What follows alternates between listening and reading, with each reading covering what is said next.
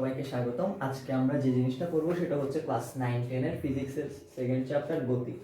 তো গতি চ্যাপ্টারটা পড়ার আগে আমাদের মনে হয় যে একটা ওভারভিউ জানা খুব বেশি জরুরি। পুরো চ্যাপ্টার আমরা কি কি জিনিসগুলো পড়বো সেটি একটু বোঝা খুব বেশি জরুরি, কারণ সেটি যখন আমরা বুঝবো তখন আমরা যখন পুরো চ্যাপ্টারটা পড়বো তখন বুঝতে পারবো আমরা প্রতিটা টপিক শেষ করার পর কতটুকু আগাচ্ছি, এবং রিভাইজ করতেও আমাদের সুবিধা হবে যে আমরা এই সবগুলো টপিক ক্লিয়ার হয়েছে কিনা।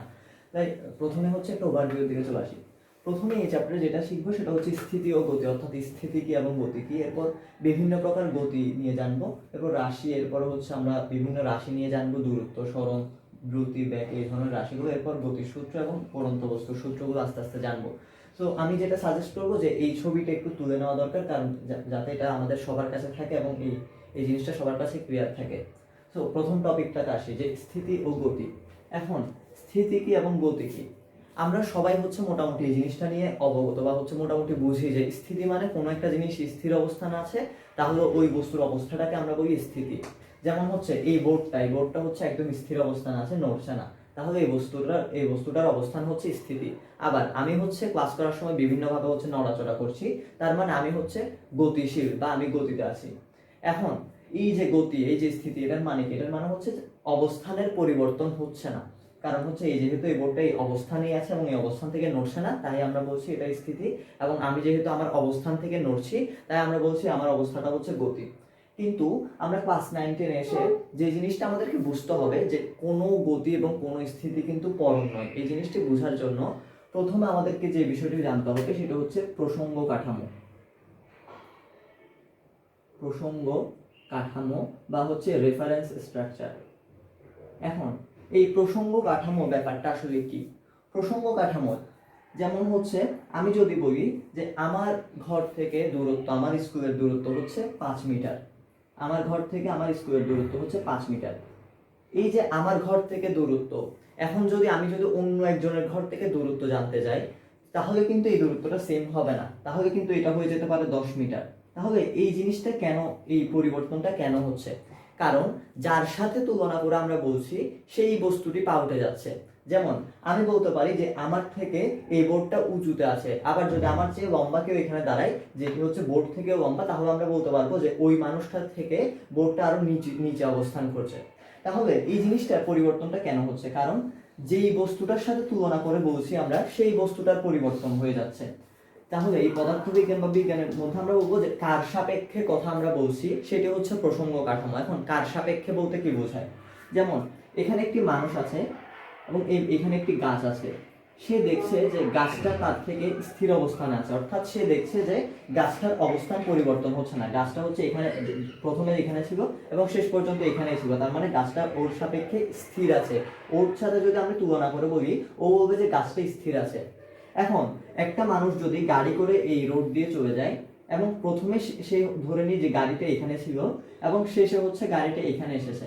এখন একটা জিনিস বোঝার চেষ্টা করি, এই গাড়ি থেকে প্রথম অবস্থানটা সে দেখেছিল এখানে, অর্থাৎ তার সামনে গাছটি ছিল। আবার সে যখন এইভাবে পার হয়ে যাচ্ছে, তখন সে দেখবে যে এই গাছটি কিন্তু এই জায়গাটাতে নেই, বরং তার পিছনে চলে এসেছে। তার মানে ওই মানুষটার সাপেক্ষে, গাড়িতে যে মানুষটা আছে সেই মানুষটার সাপেক্ষে এই গাছটার অবস্থান পরিবর্তিত হচ্ছে। তার মনে হবে যেন সে যে সামনে আছে, তার মনে হবে গাছটা পিছনে চলে আসছে। এটা আমরা অনেক সময় যাতায়াতের সময় দেখি যে আমরা যখন একটা গাড়ি করে যাচ্ছি, আমরা দেখি যে আমাদের চারপাশের গাছপালাগুলো হয়তো পিছনে সরে যাচ্ছে, এটা আমাদের মনে হয়। এই যে বিষয়টা, ওর মনে হচ্ছে যে এই গাছটা পিছনে সরে যাচ্ছে, আবার ওর মনে হচ্ছে এই গাছটা ঠিক জায়গাতেই আছে। তার মানে ওর সাপেক্ষে, অর্থাৎ ও যখন বলবে গাছটি স্থির নাকি গাছটা গতিশীল, তখন ও বলবে যে এই গাছটা স্থির বা এই গাছটি স্থিতিতে আছে। আবার এই মানুষটা, অর্থাৎ এই গাড়ির মানুষটা যখন বলবে, তখন সে বলবে গাছটা গতি অবস্থানে আছে, অর্থাৎ গতিশীল গাছটা। এই যে কার সাপেক্ষে বলছি, সে প্রসঙ্গ কাঠামো। তাহলে এখানে এই মানুষটা প্রসঙ্গ কাঠামো, আবার এখানে এই গাড়িটা প্রসঙ্গ কাঠামো। এখন ঠিক একইভাবে আমরা যদি আরেকটা উদাহরণ দেখি, ধরে নিই যে একটা ট্রেনে করে দুইজন মানুষ যাচ্ছে, একই কামরাতে তারা বসে আছে। এখন একজন মানুষ যে কিনা রেল লাইনে দাঁড়িয়ে আছে, সে দেখবে যে ট্রেনটা চলে যাচ্ছে, তার মানে সে দেখবে ওই মানুষগুলো তার থেকে সামনে চলে যাচ্ছে, তার মানে ওই মানুষগুলোর অবস্থানও পরিবর্তন হচ্ছে। তার মানে ওই যে রেল লাইনে দাঁড়িয়ে থাকা মানুষটার সাপেক্ষে এইখানে দিয়ে যে ট্রেনটা যাবে, সেই ট্রেনটা গতিশীল এবং ট্রেনের মানুষগুলোও গতিশীল। কিন্তু ট্রেনের একই কামরায় যে দুইজন মানুষ বসে আছে তারা কিন্তু দেখবে যে ওই দুইজন মানুষ একই জায়গায় বসে আছে, একই সিটে বসে আছে, তার মানে ওই দুইজন মানুষের সাপেক্ষে ওই দুইজন মানুষ হচ্ছে স্থির। তাহলে এই মানুষটার সাপেক্ষে যদিও গতিশীল হয়, ওই দুইজন যে দুইজন ট্রেনের কামরায় বসে আছে তা ওই দুইজনের সাপেক্ষে কিন্তু তারা একে অপরে স্থির। আবার আমরা যদি বলি যে এই বোর্ডটি স্থির আছে, যেটা আমরা প্রথমে বলছিলাম, কিন্তু আমরা জানি যে সূর্যের চারপাশে কিন্তু পৃথিবীটা ঘুরছে, তার মানে পৃথিবীর উপরে যত কিছু আছে, পৃথিবীর ভূপৃষ্ঠে যত কিছু আছে সবকিছু কিন্তু সূর্যের চারিদিকে ঘুরছে। তাই সূর্যের সাথে যদি তুলনা করে বলি, সূর্য থেকে যদি কোনো একটা মানুষ এভাবে দেখে যে এখানে পৃথিবীটা কোথায়, তাহলে কিন্তু সে দেখবে যে পৃথিবীটা সবসময় ঘুরতেই আছে, তার মানে এই বোর্ডটাও কিন্তু পৃথিবীর উপর হওয়ায় এই বোর্ডটাও কিন্তু ঘুরতেই আছে। যেহেতু এই বোর্ডটাও ঘুরতে আছে, তার মানে ওই যে সূর্যের সাপেক্ষে সূর্যের সাথে তুলনা করে বললে এই বোর্ডটা হচ্ছে গতিশীল। তার মানে কি? তার মানে হচ্ছে আমাদের প্রসঙ্গ কাঠামোটা কোথায় এটার উপর ভিত্তি করে কোনো বস্তু স্থির হতে পারে, কোনো বস্তু গতিশীলও হতে পারে। তার মানে হচ্ছে কোনো বস্তুকেই আমরা বলে দিতে পারবো না যে এই বস্তুটি পরম স্থির বা পরম গতিশীল, অর্থাৎ সবসময় স্থির বলতে পারবো না, কারণ কোন প্রসঙ্গ কাঠামোটা আমরা নিচ্ছি তার উপরেই কিন্তু এটার স্থিতি এবং গতি নির্ভর করবে। তাই বলা হয় সকল স্থিতি এবং সকল গতি হচ্ছে আপেক্ষিক, অর্থাৎ কোনো একটা জিনিসের সাপেক্ষে। সুতরাং আমরা যখন এই সংজ্ঞাটা, অর্থাৎ এই যে স্থিতি এবং গতির সংজ্ঞাটা পরীক্ষার খাতায় লিখতে যাব, তখন আমাদেরকে লিখতে হবে যে প্রসঙ্গ কাঠামোর সাপেক্ষে যখন কোনো বস্তুর অবস্থান পরিবর্তন হয় না তখন তাকে আমরা বলবো স্থিতি। আবার প্রসঙ্গ কাঠামোর সাপেক্ষে যখন কোনো বস্তুর অবস্থান পরিবর্তন হয় তখন আমরা তাকে বলবো গতি। অর্থাৎ সংজ্ঞার মধ্যে প্রসঙ্গ কাঠামোর সাপেক্ষে এই কথাটা অবশ্যই অবশ্যই উল্লেখ থাকতে হবে। এবার তাহলে আমরা মোটামুটি স্থিতি এবং গতির সংজ্ঞার ব্যাপারটা বুঝলাম।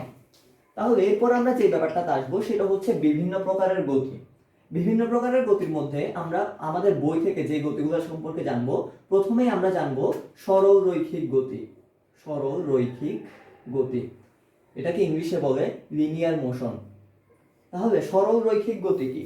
সরল রৈখিক গতি খুব সোজা, একটা জিনিস যখন সরল রেখায় চলবে তখন তাকে আমরা বলবো সরল রৈখিক গতি। যেমন আমি যদি এই হচ্ছে ডাস্টারটাকে এভাবে সোজা নিয়ে যাই তাহলে এটা হচ্ছে সরল রৈখিক গতি। আবার হচ্ছে একটা মার্বেল যদি এখান থেকে এভাবে সোজা চলে যায় তাহলে এটা হচ্ছে সরল রৈখিক গতি। তাহলে এই ব্যাপারটা আমরা সবাই মোটামুটি বুঝি।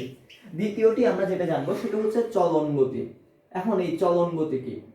চলন গতি হতে হলে ওই বস্তুটার গতিপথকে বা বস্তুটা যেভাবে চলছে তাকে কয়েকটি শর্ত মেনে চলতে হবে। শর্তগুলো হচ্ছে বস্তুর প্রতিটি কণা, প্রতিটি কণা বলতে কি বোঝায়? যেমন হচ্ছে এটা একটা ডাস্টার, এটা হচ্ছে প্রতিটা, এই ডাস্টারটা এত বড় যে ডাস্টার হয়েছে এখানে তো অনেকগুলো কণা আছে, প্রতিটা বিন্দু দিয়ে তৈরি হয়েছে। তাহলে এই ডাস্টারটার প্রতিটা বিন্দু একই সময়ে অর্থাৎ যখন চলছে তখন একই সময়ে একই দিকে সমান পরিমাণ দূরত্ব অতিক্রম করবে, সমান দূরত্ব। তাহলে একটা বস্তুর প্রতিটা কণা একই সময়ে একই দিকে সমান দূরত্ব অতিক্রম করবে। তাহলে বিষয়টা দেখতে কেমন? যেমন আমি যদি বলি যে এই ডাস্টারটাকে আমি এখান থেকে এখানে নিয়ে গেলাম, তাহলে আমি যদি একটু চিত্র রাখি এভাবে যে এটা ধরি ডাস্টার, এটাকে এখান থেকে এখানে নিয়ে গেলাম, তাহলে এখানে এই বিন্দুটা এখানে এসেছে, এই বিন্দুটা এখানে এসেছে, এই বিন্দুটা এখানে এসেছে, এই বিন্দুটা এখানে এসেছে, এই বিন্দুটা এখানে এসেছে। তাহলে এই যে এই বিন্দু থেকে এই বিন্দুর দূরত্ব, এই বিন্দুই তো এখানে এসেছে, তাহলে এই দূরত্বটা। আবার হচ্ছে এই বিন্দু থেকে এই বিন্দুর দূরত্বটা, এই দুইটা দূরত্ব সেম হতে হবে, তাহলে সমান দূরত্ব অতিক্রম করছে এবং একই সময়ে যেহেতু যাচ্ছে তাই একই সময়ে এবং একই দিকে, এই যে একই দিকে সমান দূরত্ব অতিক্রম করছে। তাহলে এই বস্তুটার গতি হবে, এটাকে যদি আমি এভাবে নিয়ে যাই তাহলে এই গতিটা হবে চলন গতি। আবার যদি আমি এই বস্তুটাকে এখান থেকে এখানে নিয়ে গেলাম, এরপর অথবা হচ্ছে এইভাবে নিয়ে গেলাম, তাহলে আমি যদি এটাকে অনেক এভাবে আঁকি, যে অনেকটা এরকম এই ডাস্টারটা এইভাবে আঁকি, এখন এখান থেকে আমি যদি এটাকে ঘুরিয়ে দিই, এভাবে যদি ঘুরিয়ে দিই, তাহলে আমরা দেখব যে এই জায়গাটার অবস্থান কিন্তু পরিবর্তন হয়নি। যেমন এটা এখানে ছিল, এই জায়গাটা এখানে ছিল, আবার এটাকে যদি উপরে তুলে দিই তাহলে কিন্তু এই জায়গাটার অবস্থান পরিবর্তন হয়নি। তার মানে এটা কিন্তু কোনো দূরত্ব অতিক্রম করেনি, কিন্তু যেই পার্টটি উপরে গেছে সে কিন্তু এখান থেকে এখানে গেছে, তার মানে এই জায়গাটা কিন্তু দূরত্ব অতিক্রম করেছে। তার মানে এই গতিটা কিন্তু কখনোই চলন গতি হবে না, কারণ এটা একই দিকে হবে না। ঠিক তেমনি হচ্ছে যদি এভাবে যদি কোনো বস্তু যায় তাহলে হচ্ছে এই বিন্দুটা হচ্ছে এখানে এসেছে, এই বিন্দুটা এখানে এসেছে, যেহেতু হচ্ছে এই যে এটা একটা সামান্তরিক হবে, তাহলে সামান্তরিক হবে এটা আর এই দূরত্বটা সেম হবে এবং একই দিকেই কিন্তু যাচ্ছে, তাহলে এই গতিটাও হচ্ছে ঠিক এইভাবে যদি আমরা আঁকতে থাকি তাহলে এই গতিটাও হচ্ছে একটা চলন গতি। কিন্তু যদি আঁকা বাঁকা ভাবে যায় তাহলে চলন গতি খুব একটা পাওয়া যাবে না, কারণ হচ্ছে আঁকা বাঁকা হলে ওই দূরত্বটা কিন্তু সেম থাকবে না, সবগুলো কণার দূরত্ব সেম থাকবে না। তাই আমরা বলবো প্রতিটা কণা একই সময়ে একই দিকে সমান পরিমাণ দূরত্ব অতিক্রম করতে হবে, তাহলে এটা চলন গতি হবে। তৃতীয় আমরা যেটা জানবো সেটা হচ্ছে ঘূর্ণন গতি। ঘূর্ণন গতি, ঘূর্ণন গতি, ঘূর্ণন গতি কি? ঘূর্ণন গতি হচ্ছে কোনো একটা বস্তু নির্দিষ্ট কোনো বিন্দু থেকে সমদূরত্বে থেকে ঘুরতে থাকবে, অর্থাৎ এটা যদি এভাবে ঘুরতে থাকে এই দূরত্বটা এই দূরত্বটা এই দূরত্বটা সবগুলো দূরত্ব হচ্ছে সেম হতে হবে, অর্থাৎ কোনো একটা বস্তু যদি এই বস্তুটা ঘুরতে থাকে তাহলে এই যে একটা নির্দিষ্ট বিন্দু তাহলে এটা থেকে সমান দূরত্বে যেতে হবে। এখন আমরা কি জানি? আমরা জানি হচ্ছে যে বৃত্তের ক্ষেত্রে হচ্ছে এই দূরত্বটা সেম হয়, কারণ সবগুলো ব্যাসার্ধ সেম হয়, তাহলে ঘূর্ণন গতি হলে অবশ্যই অবশ্যই হচ্ছে বস্তুটা এইভাবে একটা নির্দিষ্ট বিন্দু থেকে সমান দূরত্বে ঘুরছে, অর্থাৎ বৃত্তাকার পথে ঘুরছে। যেমন হচ্ছে আমরা জানি ফ্যানের পাখাটা যেভাবে ঘুরে, ফ্যানের একটা মধ্যবিন্দু থেকে সবগুলো পাখা হচ্ছে ঘুরতে থাকে, তাহলে এই যে দূরত্বটা সেম ভাবে থাকবে। তাহলে বৃত্তাকার পথে যখন ঘুরবে তখনই আমরা তাকে বলবো ঘূর্ণন গতি। এখন চতুর্থ যেটা যে বিষয়গুলো ইম্পর্টেন্ট হবে সেটা হচ্ছে পর্যায়বৃত্ত গতি। এখন এই পর্যায়বৃত্ত গতি বলতে আমরা কি বুঝি?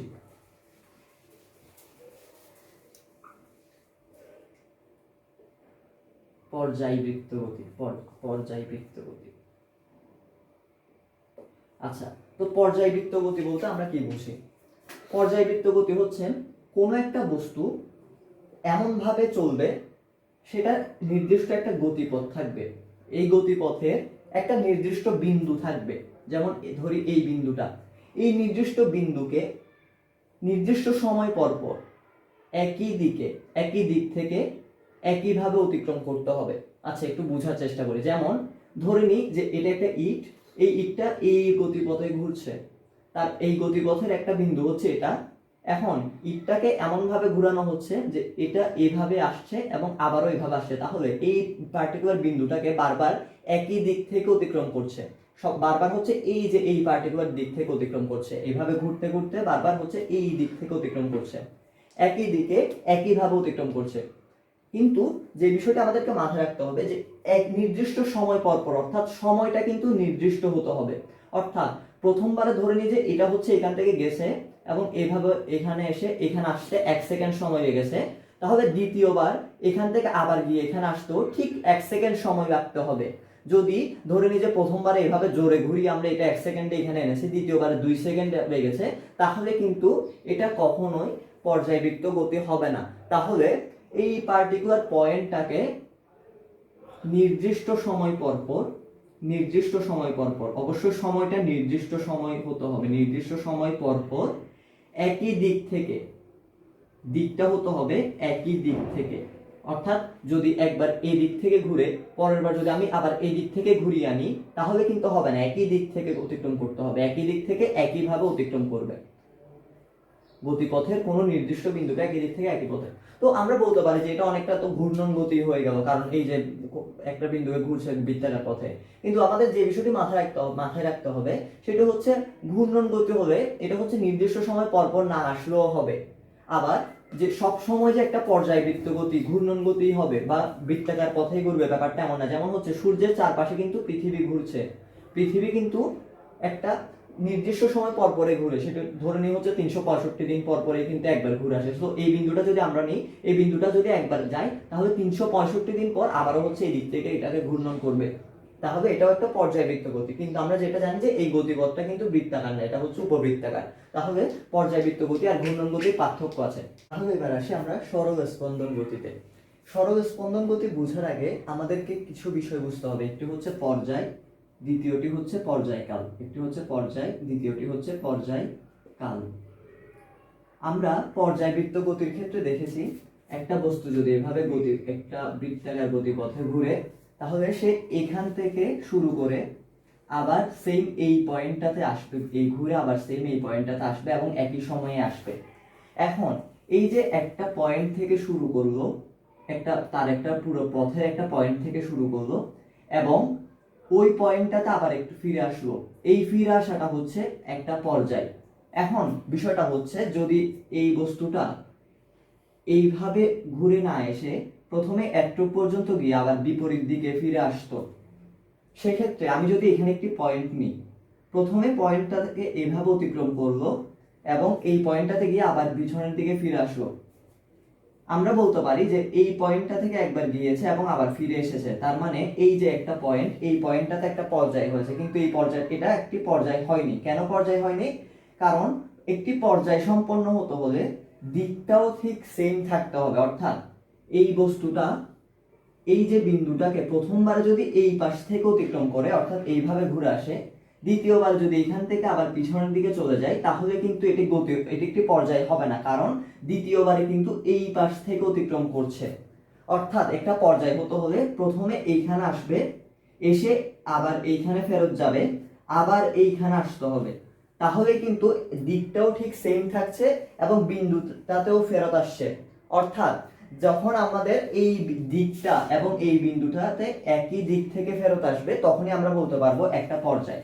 তাহলে এই যে বস্তুটা এখান থেকে আসলো, এখান থেকে এসে আবারও এই দিক থেকে অতিক্রম করলো, তাহলে এখানে একটি পর্যায় হয়েছে, কারণ এই পুরো পথটা অতিক্রম করে সে ঠিক সেম দিক থেকে কিন্তু অতিক্রম করছে, তাহলে এখানে একটি পর্যায় হয়েছে। কিন্তু যদি একটা বস্তু এইভাবে ঘুরে, একটা বস্তু যদি এইভাবে ঘুরে, যে প্রথমে এইখানে আসলো, এই বস্তুটা এখান থেকে এখানে আসলো, আবার এখান থেকে এই পাশে ফেরত গেল, এবং এখানে যদি আমি একটা বিন্দু নিই, এই বিন্দুটা যদি নিই, ধরি এটা একটা পি বিন্দু, প্রথমে এই পাশ থেকে অতিক্রম করবো, দ্বিতীয়বারে এই পাশ থেকে অতিক্রম করছে, তাহলে কিন্তু এটা পর্যায় হবে না। পর্যায় হতে হলে আবারও ঠিক এখান থেকে ঘুরে এখানে আসতে হবে, তাহলে কিন্তু একটা পর্যায় হবে, অর্থাৎ দিক সেম থাকতে হবে।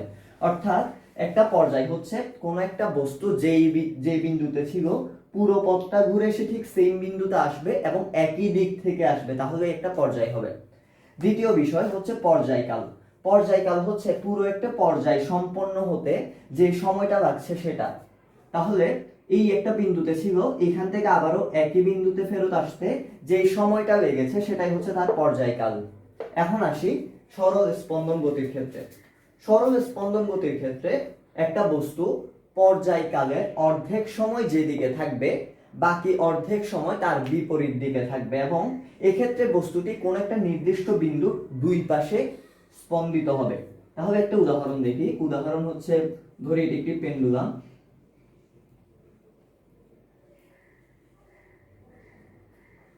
তাহলে পেন্ডুলামটি একবার হচ্ছে এই পাশে যাবে, আবার এই পাশে আসবে। তাহলে এই পেন্ডুলামটি যদি একবার এইখান থেকে এইভাবে যায়, আবার যদি এখানে আসে, তাহলে একটি পর্যায় সম্পন্ন হবে এবং এই সময়টা হচ্ছে পর্যায়কাল। এখন স্পন্দন গতি হতে হলে পর্যায়কালের অর্ধেক সময় যেই দিকে, বাকি অর্ধেক সময় তার বিপরীত দিকে থাকতে হবে। আমরা জানি এই পেন্ডুলামের ক্ষেত্রে এটা যেহেতু সমবেগে থাকবে, তাহলে এই যে এই পথটাতে যতক্ষণ থাকবে, তার বিপরীত পথটাতে ঠিক সেম সময়টা থাকবে। তাহলে এই যে পর্যায়কালের অর্ধেক সময় একদিকে, বাকি অর্ধেক সময় আর তার বিপরীত দিকে, এটা হচ্ছে সরল স্পন্দন গতির একটা বৈশিষ্ট্য। তাহলে এই জিনিসটা অবশ্যই থাকতে হবে। দ্বিতীয় বিষয়টি হচ্ছে এটি সরল রৈখিক হবে। এখন অনেকের কাছে মনে হতে পারে যে এই গতিটা তো হচ্ছে অনেকটা বৃত্তাকার পথে হচ্ছে, কিন্তু পেন্ডুলামের ক্ষেত্রে এই যে একটা কোণ, এই কোণটা আসলে 4 ডিগ্রি। 4 ডিগ্রি হওয়ায়, অর্থাৎ এই কোণটা খুবই ছোট।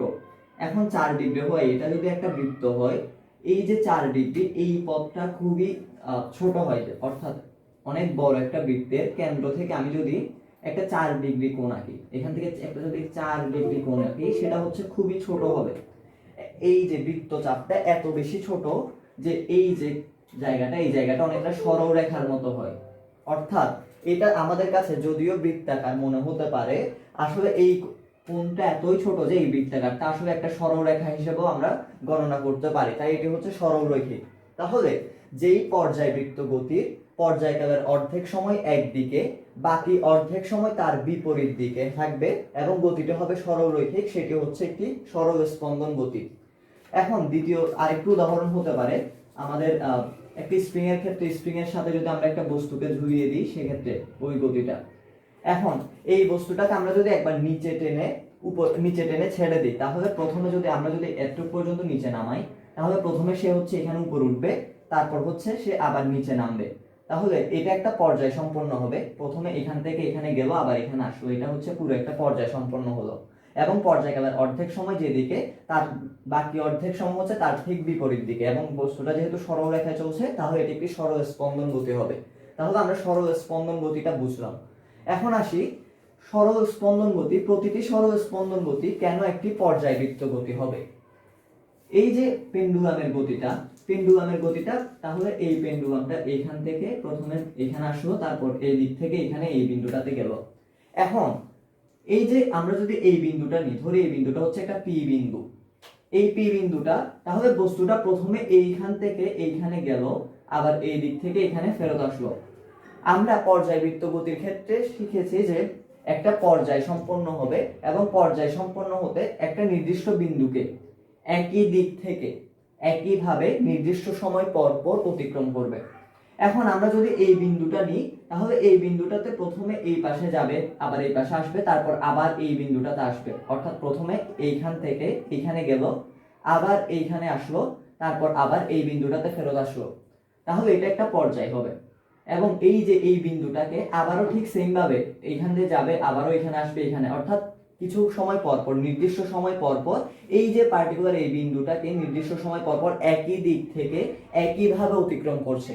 তাহলে এটাও কিন্তু একটা পর্যায়বৃত্ত গতি, অর্থাৎ সরল স্পন্দন গতি একটা পর্যায়বৃত্ত গতি হবে। ঠিক সেম ভাবে আমরা যে স্প্রিং এর ক্ষেত্রে দেখেছিলাম, এই বস্তুটাকে যদি আমরা একটু পর্যন্ত টেনে ছেড়ে দিই, তাহলে প্রথমে এখানে যাবে, আবার এখানে ফেরত আসবে। এখন আমরা যদি মাঝখানে একটি বিন্দু নিই, এই বিন্দুটা প্রথমে এই দিক থেকে এইখানে গেল, আবার এইখান পর্যন্ত পথ আসলো, আবারও এখানে গেল, তাহলে এটা একটা পর্যায় সম্পন্ন হলো। আবার ঠিক সেম ভাবে এখানে যাবে, আবার এখানে আসবে, আবারও ঠিক এই বিন্দুটাতে যাবে। অর্থাৎ এই পার্টিকুলার বিন্দুটাকে নির্দিষ্ট সময় পর পর একই পথ থেকে একইভাবে অতিক্রম করছে, এবং এই যে এটাই হচ্ছে একটা পর্যায়বৃত্ত গতির বৈশিষ্ট্য। তাহলে প্রত্যেকটা সরল স্পন্দন গতি একটা পর্যায়বৃত্ত গতি। আবার প্রত্যেকটা পর্যায়বৃত্ত গতি কিন্তু একটা সরল স্পন্দন গতি হবে না। কেন হবে না? আমরা দেখেছি যে এইভাবে যদি একটা বস্তু একটা নির্দিষ্ট পথে ঘুরে এবং এই বিন্দুটাকে নির্দিষ্ট সময় পর পর বারবার অতিক্রম করতে থাকে, তাহলে হচ্ছে এটা একটি পর্যায়বৃত্ত গতি হবে। কিন্তু এটি কিন্তু সরল স্পন্দন গতি হবে না। কেন হবে না? কারণ হচ্ছে এটি কিন্তু পর্যায়কালের অর্ধেক সময় যেদিকে, বাকি অর্ধেক সময় তার বিপরীত দিকে আসছে না, বরং এটি বারবার একই দিক থেকে কিন্তু এই বিন্দুটাকে অতিক্রম করছে। তাহলে এটা কিন্তু সরল স্পন্দন গতি হবে না। আবার এটার পথটাও কিন্তু সরল রৈখিক না। তার মানে প্রত্যেকটা পর্যায়বৃত্ত গতি সরল স্পন্দন গতি নয়, কিন্তু প্রত্যেকটা সরল স্পন্দন গতি একটা পর্যায়বৃত্ত গতি। তাহলে সরল স্পন্দন গতির যদি আমরা সংজ্ঞা লিখতে যাই, সেখানেও আমরা লিখতে হবে যে যে পর্যায়বৃত্ত গতির ক্ষেত্রে কোনো বস্তু পর্যায়কালের অর্ধেক সময় যে দিকে চলে, তার বাকি অর্ধেক সময় ঠিক তার বিপরীত দিকে চলে, সেই গতিটা হবে একটি সরল স্পন্দন গতি। তাহলে এবার আসি আমরা রাশির ধারণাটাতে। রাশির ধারণাটা বোঝার জন্য আমাদেরকে প্রথমে জানতে হবে যে রাশি বিষয়টা কি। রাশি বিষয়টা হচ্ছে, রাশির সংজ্ঞাটা হচ্ছে যা কিছু পরিমাপ করা যায় তাই রাশি। এখন কি পরিমাপ করা যায়? যেমন আমি যদি বলি যে এই ডাস্টারটার ভর কত, আমি যদি বের করলাম এটার ভর হচ্ছে 10 গ্রাম। তাহলে আমরা কি পরিমাপ করেছি? ভর। তাহলে ভরকে পরিমাপ করা যাচ্ছে, তাহলে ভর হচ্ছে একটি রাশি। আবার আমি যদি বলি এই মার্কারটার দৈর্ঘ্য কত, তাহলে দৈর্ঘ্য আমি হচ্ছে একটা স্কেল আনবো, স্কেল এনে পরিমাপ করলাম, যেটা দেখলাম যে এটা হচ্ছে ধরে নিলাম হচ্ছে 11 সেন্টিমিটার। তাহলে আমি কি পরিমাপ করেছি? দৈর্ঘ্য পরিমাপ করেছি। তাহলে দৈর্ঘ্য একটা রাশি। আবার আমি বললাম যে এইখান থেকে এখান পর্যন্ত আঁকতে আমার হচ্ছে 1 সেকেন্ড সময় লেগেছে। তাহলে কত সেকেন্ড সময় লেগেছে? 1 সেকেন্ড। তাহলে আমি কি পরিমাপ করেছি? সময় পরিমাপ করেছি। তাহলে সময় একটা রাশি। ভর, দৈর্ঘ্য, সময়, তাপমাত্রা সবকিছু যা কিছু পরিমাপ করা যাবে তাই হচ্ছে একটা রাশি। এখন রাশির প্রকারভেদ। রাশি হচ্ছে কয় ধরনের? আমরা হচ্ছে 1 2 3 বা আমরা হচ্ছে যখন সংখ্যা পড়ি, তখন আমরা প্রথমে 10টা হচ্ছে অঙ্ক শিখি। এভাবে হচ্ছে 0 1 2 3 4 5 6 7 8 9। এখন এই 9টা সংখ্যা কিন্তু লিখতে শুধুমাত্র ওই অঙ্কগুলো লিখলেই হচ্ছে, যেমন হচ্ছে 0 কে শুধুমাত্র 0 দিয়ে প্রকাশ করা যাচ্ছে। কিন্তু এর পরবর্তী যে সংখ্যাগুলো, যেমন হচ্ছে আমি যদি 10 লিখি, তাহলে কিন্তু আমার দুইটা অঙ্ক লাগছে, একটা হচ্ছে 1, একটা হচ্ছে 0। এই দুইটা অঙ্কও কিন্তু ঠিক এখান থেকেই আমি এনেছি। তাহলে এই 9টা অঙ্ক দিয়ে আমি যত কোটি সংখ্যা আছে সবগুলোকে লিখতে পারবো এই 9টা অঙ্ক 10টা অঙ্ক দিয়ে। তাহলে এই 10টা অঙ্ক দিয়ে আমি এগুলোকে প্রকাশ করছি। আবার এই 10টা অঙ্ককে প্রকাশ করার জন্য আমার অন্য কোনো অঙ্কের সাহায্য নিতে হচ্ছে না। যেমন 0 লিখতে আমার অন্য কোনো অঙ্ক নিতে হচ্ছে না, কিন্তু যদি 11 লিখি তখন আমার দুইটা 1 নিতে হচ্ছে, তার মানে এই অঙ্কগুলো থেকেই নিতে হচ্ছে। ঠিক একইভাবে কিছু কিছু রাশি আছে যে রাশিগুলোকে আমাদেরকে প্রকাশ করার জন্য বা রাশিগুলোকে মাপার জন্য আমাদেরকে অন্য কোনো রাশি লাগবে না, অর্থাৎ ওই একটা রাশি যে রাশিটা মাপবো, যেমন হচ্ছে আমি দৈর্ঘ্য মাপলাম, শুধুমাত্র দৈর্ঘ্য মাপলেই হবে। তাহলে ওই রাশিগুলোকে আমরা বলবো যে ওই রাশিগুলো হচ্ছে মৌলিক রাশি, রাশির প্রকারভেদ মৌলিক রাশি। আরেকটা হচ্ছে যৌগিক বা লব্ধ রাশি, যৌগিক বা লব্ধ রাশি। আচ্ছা, এই যে রাশিগুলোকে প্রকাশ করার জন্য অন্য কোনো রাশিকে লাগবে না, তাদেরকে বলবো আমরা মৌলিক রাশি। বরং এই মৌলিক রাশিগুলো দিয়ে আমরা হচ্ছে এই যৌগিক রাশিগুলোকে প্রকাশ করব। এখন যেমন হচ্ছে ভর। ভর আমরা কিভাবে পরিমাপ করলাম? শুধুমাত্র ভর পরিমাপ করলে কিন্তু ভরটা পেয়ে যাচ্ছে, অন্য কোনো রাশিকে আমাদের পরিমাপ করতে হচ্ছে না। আবার সময়, আমরা শুধুমাত্র সময় পরিমাপ করলে কিন্তু সময় পেয়ে যাচ্ছি, তাহলে আমার অন্য কোনো কিছু পরিমাপ করা লাগছে না। তাহলে এই যে ভর, সময়, দৈর্ঘ্য, তাপমাত্রা, এই ধরনের যত রাশি আছে যে রাশিগুলোকে প্রকাশ করার জন্য অন্য কোনো রাশিকে লাগছে না, তাদেরকে আমরা বলবো মৌলিক রাশি। এই মৌলিক রাশি মাত্র হচ্ছে 7টি মৌলিক রাশি। অর্থাৎ এই 7টি মৌলিক রাশি দিয়ে আমরা হচ্ছে সবগুলো রাশিকে প্রকাশ করতে পারবো। এখন যৌগিক রাশি কি, এটা অনেকটা ক্লিয়ার হয়ে গেছে এতক্ষণে। যৌগিক রাশি হচ্ছে এই যে রাশিগুলোকে প্রকাশ করার জন্য আমাদেরকে এই 7টি মৌলিক রাশি থেকে 2 বা ততোধিক রাশির প্রয়োজন হবে, তাদেরকে আমরা বলবো যৌগিক রাশি। যেমন হচ্ছে ব্যাগ। আমরা হচ্ছে মোটামুটি ব্যাগ জিনিসটা নিয়ে ধারণা রাখি। ব্যাগ হচ্ছে যে কোনো একটা জিনিস কত দ্রুত যাচ্ছে বা কত জোরে চলে যাচ্ছে, সেটা হচ্ছে ব্যাগ। তাহলে ব্যাগ মানে কি? ব্যাগ মানে হচ্ছে কতটুক দূরত্ব গেল ভাগ কতটুক সময় নিয়েছে। তাহলে আমাদেরকে কি ব্যাগকে প্রকাশ করার জন্য আমাদেরকে দুটি রাশি লাগছে, একটি হচ্ছে দূরত্ব আর একটা হচ্ছে সময়। যেমন হচ্ছে যদি আমি বলি যে সে 10 সেকেন্ড সময়ে 10 মিটার গিয়েছে, তাহলে 1 সেকেন্ড সময়ে 10/10 মিটার গিয়েছে, অর্থাৎ 1 মিটার গিয়েছে। এই যে 1 সেকেন্ড সময়ে কতটুকু গিয়েছে এটাই তো হচ্ছে ব্যাগ। তাহলে এই যে 10 এটা কি? 10 এটা হচ্ছে দূরত্ব, আর নিচের 10 হচ্ছে সময়। তাহলে দূরত্ব ভাগ সময় দিয়ে আমরা হচ্ছে ব্যাগ বের করেছি। তাহলে ব্যাগ বের করতে আমাদেরকে দুটি মৌলিক রাশির প্রয়োজন হয়েছে, তাই আমরা এটাকে বলবো যৌগিক রাশি। ঠিক একইভাবে হচ্ছে আমরা মৌলিক রাশি এবং অন্যান্য যৌগিক রাশিগুলোকে প্রকাশ করব, এবং সবগুলো যৌগিক রাশিকে প্রকাশ করার জন্য আমাদেরকে মাত্র 7টি মৌলিক রাশি লাগবে, অর্থাৎ 7টি মৌলিক রাশি বিভিন্নভাবে গুণ ভাগ হয়ে সবগুলো যৌগিক রাশিকে প্রকাশ করবে। এখন এর পরবর্তীতে আমাদেরকে যে জিনিসটি সম্পর্কে ধারণা রাখতে হবে সেটা হচ্ছে মাত্রা। এই মাত্রা বিষয়টা কি?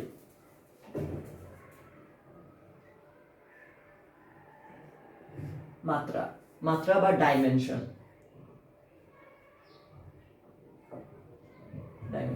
আচ্ছা, তাহলে আমরা বললাম যে সবগুলো যৌগিক রাশিকে আমরা বিভিন্ন মৌলিক রাশি দিয়ে প্রকাশ করব। যেমন একটি উদাহরণ আমরা দেখিয়েছি, সেটা হচ্ছে ব্যাগ ইকুয়াল টু দূরত্ব বা ভাগ সময়। মাত্রা হচ্ছে কোন একটা রাশিতে কয়টি মৌলিক রাশি আছে এবং কি হিসেবে আছে, অর্থাৎ গুণ হিসেবে আছে নাকি ভাগ হিসেবে আছে, সেই জিনিসটা প্রকাশ করার উপায় হচ্ছে মাত্রা। সেই জিনিসটার প্রকাশ করার উপায় হচ্ছে মাত্রা। যেমন বেগের ক্ষেত্রে আমরা দেখেছি যে আমাদেরকে দূরত্ব লাগছে এবং সময়ও লাগছে। এখন দূরত্বের মাত্রা কি? দূরত্বের মাত্রা হচ্ছে এল, অর্থাৎ লেন্থ। আবার সময়ের মাত্রা হচ্ছে টি, অর্থাৎ টাইম। ঠিক একইভাবে হচ্ছে ভরের যদি আমরা মাত্রা বের করতে যাই, ভরের মাত্রা হচ্ছে এম, অর্থাৎ হচ্ছে মাস। এই কয়েকটা হচ্ছে মাত্রা আমাদেরকে এই চ্যাপ্টারের জন্য পার্টিকুলারলি লাগবে, যে এই তিনটা মাত্রা বিশেষ করে। তাহলে এই যে এখানে ব্যাগের ক্ষেত্রে কি হিসেবে আছে? ব্যাগের ক্ষেত্রে দূরত্বের মাত্রাটা গুণ হিসেবে আছে, অর্থাৎ উপরে আছে, এবং সময়ের মাত্রা দিয়ে আমরা দূরত্বের মাত্রাকে ভাগ করেছি, অর্থাৎ এল ভাগ টি। অর্থাৎ ব্যাগের ক্ষেত্রে আমাদের মাত্রাটা হবে এল ভাগ টি। এখন এল ভাগ টি এটাকে আমরা কিভাবে লিখি? এল ভাগ টি মানে হচ্ছে L into 1/t।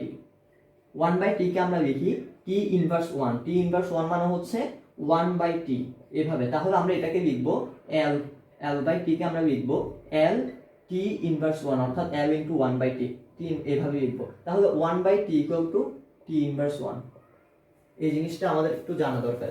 1/t = t inverse 1। একইভাবে হচ্ছে আমরা যদি লিখি যে 1/5 = 5 ইনভার্স 1, এটাকে এইভাবে লেখা যায়। আবার যদি 1/t² লিখি তাহলে এটা t ইনভার্স 2, এইভাবে। অর্থাৎ এই মাত্রাটাকে আমরা প্রকাশ করবো এইভাবে যে হচ্ছে lt ইনভার্স 2, এটা হচ্ছে বেগের মাত্রা। ঠিক একইভাবে হচ্ছে দূরত্বের মাত্রা l, সময়ের মাত্রা t, ভরের মাত্রা m, এইভাবে হচ্ছে আমরা লিখবো।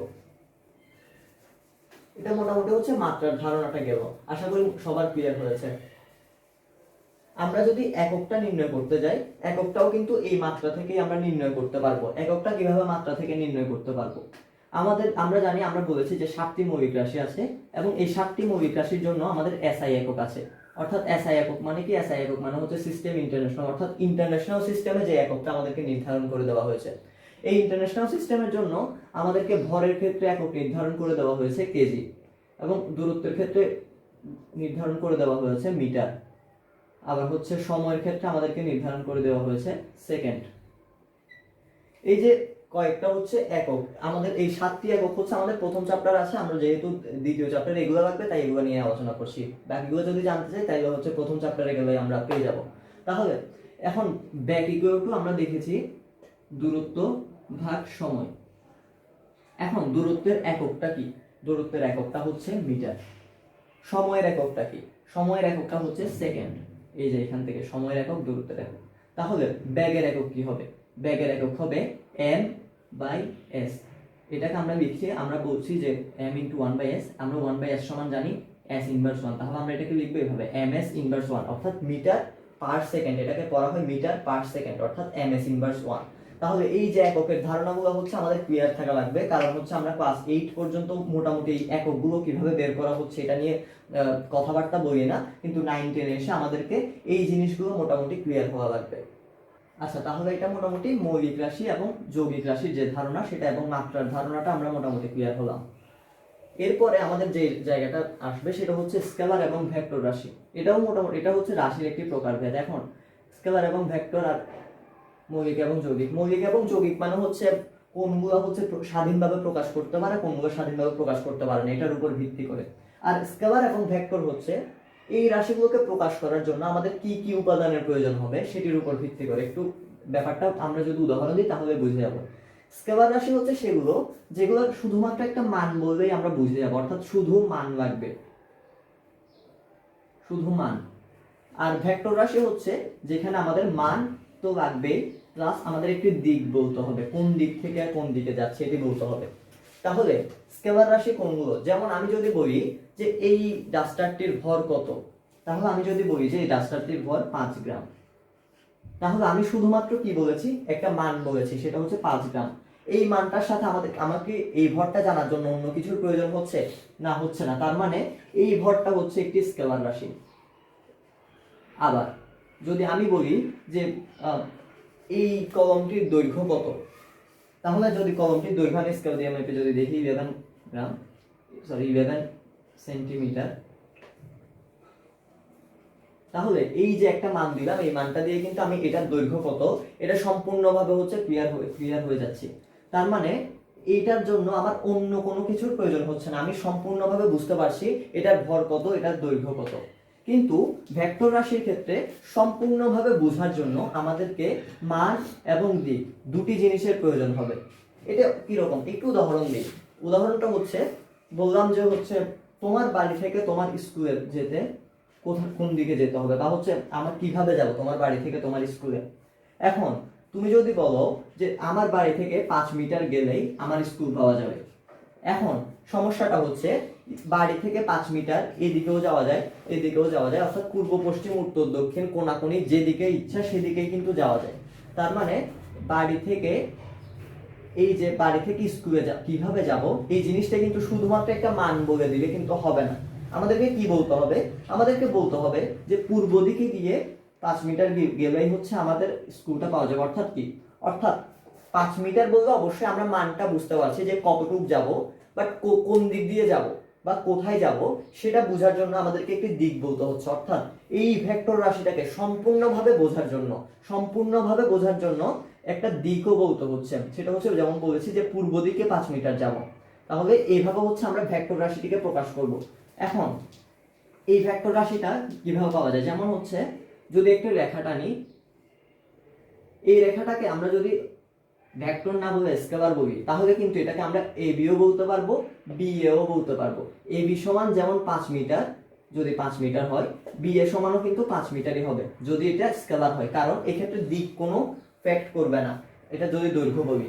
কিন্তু আমরা যদি এখানে একটু এভাবে তীর চিহ্ন দিই তাহলে কিন্তু এই জিনিসটি পাল্টে যাবে, তখন এটি একটি ভেক্টর হয়ে যাবে, কারণ আমরা এখানে একটি দিক নির্দিষ্ট করে দিয়েছি। এই দিক চিহ্নটি মানে কি বোঝাচ্ছে, মানে বোঝাচ্ছে এই বিন্দুটা এ থেকে বি তে গেছে এবং যাওয়ার সময় অবশ্যই এই দিক থেকে যাবে, অর্থাৎ বি থেকে এ এর দিকে আসেনি, এটা এ থেকে বি এর দিকে গেছে। এখানে এ কে বলবো আমরা আদি বিন্দু, অর্থাৎ যেখান থেকে শুরু করেছে সেটাকে আমরা বলি আদি, তাহলে আদি বিন্দু বা শুরুর বিন্দু। আর বি কে বলবো আমরা প্রান্ত বিন্দু বা শেষের বিন্দু। তো এই এ থেকে বি এর দিকে যাচ্ছে, অর্থাৎ এটা একটি ভেক্টর হয়ে গেল। এখন এটাকে আমরা কিভাবে লিখবো, এই ভেক্টরটাকে আমরা শুধু এ বি লিখবো, তো আমরা বুঝবো না যে এটা ভেক্টর না স্কেলার। তাহলে এটি প্রকাশ করার উপায়টা হচ্ছে উপরে একটি তীর চিহ্ন দেওয়া। যদি আমরা টাইপ করার সময় এ বি কে যদি আমরা বোল্ড করে দিই তাহলে আমরা বুঝবো যে এটা একটি ভেক্টর, কিন্তু যখন আমরা খাতায় লিখবো তখন তো আমরা হচ্ছে বোল্ড করতে পারবো না, তাই আমরা হচ্ছে উপরে এই ধরনের তীর চিহ্ন দিব, অথবা এভাবেও দেওয়া যায়, অথবা হচ্ছে ছোট হাতের অক্ষর দিয়ে যদি এইভাবে লিখে এভাবেও দেওয়া যায়। অর্থাৎ এটা প্রেফারেবল, তাই আমরা হচ্ছে এভাবে লিখবো। তার মানে বোঝাচ্ছে যে এটা হচ্ছে একটা রাশি যার মান হচ্ছে এ বি এর মান যত তত, এ বি এর মান আমরা বলেছিলাম 5 মিটার, তাহলে এটার মানও হচ্ছে 5 মিটার এবং এটার দিক হচ্ছে এ থেকে বি এর দিকে, যেহেতু আমরা এ থেকে বি এর দিকে তীর চিহ্নটা দিয়েছি। এখন তাহলে এ বি এর মান এবং বি এর দৈর্ঘ্য কি মানে চেঞ্জ হয়ে গেছে? চেঞ্জ তো হয়নি, তার মানে বি এর সমানও হচ্ছে 5 মিটারই হবে। কিন্তু যেহেতু আমরা তীর চিহ্ন দিয়েছি, অর্থাৎ এ থেকে বি এর দিকেই বলেছি, যখন আমরা বি থেকে এ এর দিকে আসবো তখন কি হবে? তখন হচ্ছে আমরা টোটালি বিপরীত দিকে আসছি, একবার হচ্ছে এদিক থেকে যাচ্ছি, কিন্তু বি থেকে এ এর দিকে আসার সময় যদি আমরা তীর চিহ্নটা এইভাবে দিই তাহলে টোটালি বিপরীত দিকে আসছি। যখন আমরা বিপরীত দিকে আসবো তখন আমাদেরকে এই মানটার আগে একটি মাইনাস চিহ্ন দিতে হবে। এই মাইনাসটি কখনোই বোঝায় না যে এটার মান বা এটার দৈর্ঘ্য -5 মিটার। এই মাইনাসটি বোঝাচ্ছে যে হচ্ছে এটা বিপরীত দিকে আসছে, অর্থাৎ এই দিকে যদি আমরা পজিটিভ ধরে নিই বা পজিটিভ দিক ধরে নিই তাহলে এই দিকটা হবে নেগেটিভ দিক। এটা সবসময় মনে রাখতে হবে, ভেক্টরের ক্ষেত্রে মাইনাস কখনো মানের ক্ষেত্রে মাইনাস বোঝায় না, বরং দিকের ক্ষেত্রে মাইনাস বোঝায়। যখন তুমি একটা দিককে পজিটিভ ধরে নিবে বিপরীত দিকটা নেগেটিভ হবে। এখন আমি কি এটাকে পজিটিভ ধরতে পারতাম না? পারতাম, অবশ্যই পারতাম। এটাকে পজিটিভ ধরলে আমাদেরকে এই দিকটাকে নেগেটিভ ধরতে হবে, অর্থাৎ দিক যদি বিপরীত হয়, একটাকে যদি আমরা পজিটিভ ধরি এর বিপরীতটাকে আমরা নেগেটিভ ধরবো, অর্থাৎ কোনটা পজিটিভ ধরবো কোনটা নেগেটিভ ধরবো এটা সম্পূর্ণ আমাদের উপর। তাহলে ভেক্টরের প্রকাশ। এবার তাহলে আমরা আসবো লার্নিং চেক, অর্থাৎ এতক্ষণ পর্যন্ত আমরা যেটা পড়েছি সেটা কি আসলে বুঝে গেছে কিনা সেটা আমরা একটা ম্যাথমেটিক্যাল সলিউশনের মাধ্যমে বুঝবো। প্রথম প্রশ্নটা হচ্ছে, পাশাপাশি দুটি গাড়ি যদি একটি 5 ms ইনভার্স 1 এবং দ্বিতীয়টি হচ্ছে 6 ms ইনভার্স 1 বেগে যাচ্ছে, তাহলে তারা কি একটা অপরের সাপেক্ষে গতিশীল নাকি স্থির? এখন তাহলে আমরা একটু বোঝার চেষ্টা করি। ধরে নিই এটি একটি রাস্তা, পাশাপাশি দুটি গাড়ি যাচ্ছে। ধরে নিই এখানে একটি গাড়ি যাচ্ছে এবং এখানে একটি গাড়ি যাচ্ছে। প্রথম গাড়িটি 5 ms ইনভার্স 1 বেগে যাচ্ছে, অর্থাৎ এই গাড়িটি 1 সেকেন্ডে 5 মিটার যাবে। তাহলে ধরে নিই এখানে পর্যন্ত সে আসলো, 5 মিটার পর্যন্ত আসলো প্রথম সেকেন্ডে। দ্বিতীয় গাড়িটি এটি 6 ms ইনভার্স 1 বেগে গতিশীল, অর্থাৎ সে প্রতি সেকেন্ডে 6 মিটার করে যাবে। তাহলে এই গাড়িটি 6 মিটার গেল, এখানে আসলো, সে 6 মিটার আসলো। এখন এই গাড়িটি প্রথমে এই গাড়ির পাশে ছিল, অর্থাৎ এই দুটি গাড়ি একই সাথে ছিল, কিন্তু যেই মুহূর্তে 1 সেকেন্ড সময় গেল সেই মুহূর্তে এই গাড়িটি গেল 5 মিটার, দ্বিতীয় গাড়িটি গেল 6 মিটার। তার মানে এই যে আগের অবস্থানটা, পাশাপাশি অবস্থানটা, সেই অবস্থানটা পরিবর্তিত হয়ে গেছে। এর মানে এই গাড়ির সাপেক্ষে এই গাড়ির অবস্থানটা কিন্তু সেম নেই, বরং এই গাড়ির সামনে চলে গেছে এই গাড়িটি। সুতরাং তারা একে অপরের সাপেক্ষে কখনোই স্থির হবে না, কারণ তাদের অবস্থানের পরিবর্তন হয়ে যাচ্ছে। একইভাবে এই গাড়িটি যখন পাশাপাশি ছিল কিন্তু এখন মনে হবে এই গাড়িটির পিছনে আছে এই গাড়ি, প্রথম গাড়িটি, তাহলে তারা একে অপরের সাপেক্ষে কখনোই স্থির হবে না, গতিশীল হবে।